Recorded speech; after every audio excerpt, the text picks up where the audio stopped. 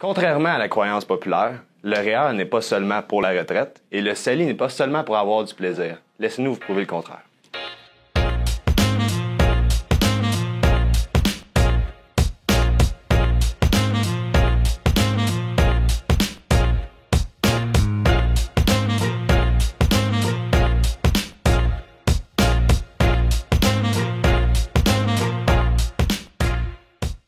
Bonjour, ici Gabriel Paulin pour la finance en 5 minutes.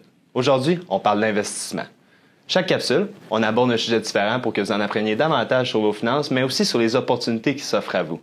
Si vous êtes nouveau sur cette chaîne et désirez vous abonner pour ne pas manquer nos vidéos chaque semaine, cliquez ici-bas. Maintenant, passons au vif du sujet.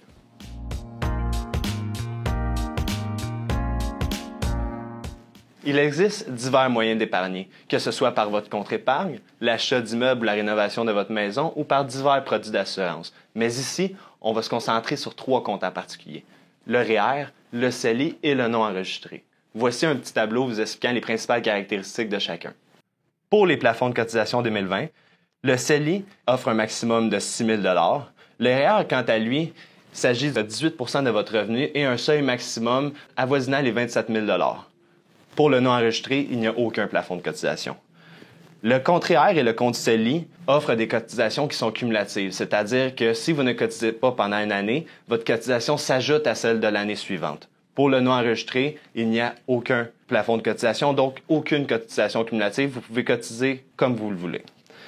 Au niveau des cotisations, les cotisations CELI ne sont pas déductibles, mais le sont pour le REER, c'est-à-dire que lorsque vous cotisez à votre REER, vous pouvez réduire votre revenu gagné de l'année.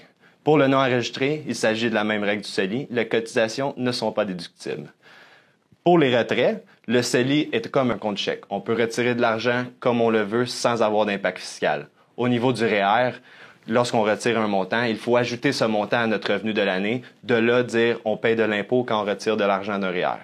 Au niveau du non enregistré, la règle est un petit peu particulière. On peut retirer de l'argent comme on veut, mais on doit payer de l'impôt sur les rendements que nous faisons à l'intérieur du compte. Bref, au niveau du CELI, nos rendements sont à l'abri de l'impôt comme dans le REER, mais pour le non enregistré, il va y avoir une petite partie d'impôt que nous allons payer sur les rendements que nous faisons pendant l'année. Pour les personnes qui sont plus visuelles, voici un exemple avec un pot de biscuits. Pour le CELI, lorsqu'on retire de l'argent du compte ou qu'on veut au contraire en placer, aucun impact. Il s'agit d'un compte chèque ou d'un compte épargne comme on a à notre banque. Pour le REER, la subtilité vient ici. Lorsqu'on place de l'argent dans le REER, oui, on peut réduire notre salaire annuel, mais lorsqu'on en retire, on brise le pot de vitre. Il faut en racheter un autre. Le pot ici représente l'impôt. Donc, si on retire un montant, il faut réparer ce pot-là avant de le remettre ici. De là, l'impôt qu'on paye. Pour le compte non enregistré, c'est bien différent. L'impôt dépend des rendements de vos placements s'il s'agit de fonds parapluie ou fonds autres. Pour en savoir davantage, il faut se référer à la composition du placement. En revenant sur notre affirmation du début en disant que le REER n'est pas seulement pour la retraite et le CELI pour avoir du plaisir, laissez-moi vous donner un exemple. On peut très bien acheter une maison en allant piger dans nos REER et on peut très bien aussi organiser une stratégie de décaissement à la retraite avec le CELI. Il faut faire bien attention en comparant les deux comptes car oui, ils semblent très différents, mais les deux peuvent avoir des objectifs communs. C'est ce qui conclut cette vidéo sur le REER, le CELI et le non enregistré. Si vous aimez mieux le format papier, des articles sont disponibles pour chacune de nos vidéos. N'hésitez pas à vous abonner si vous avez aimé et partager, cela nous aide grandement. Merci et à la prochaine.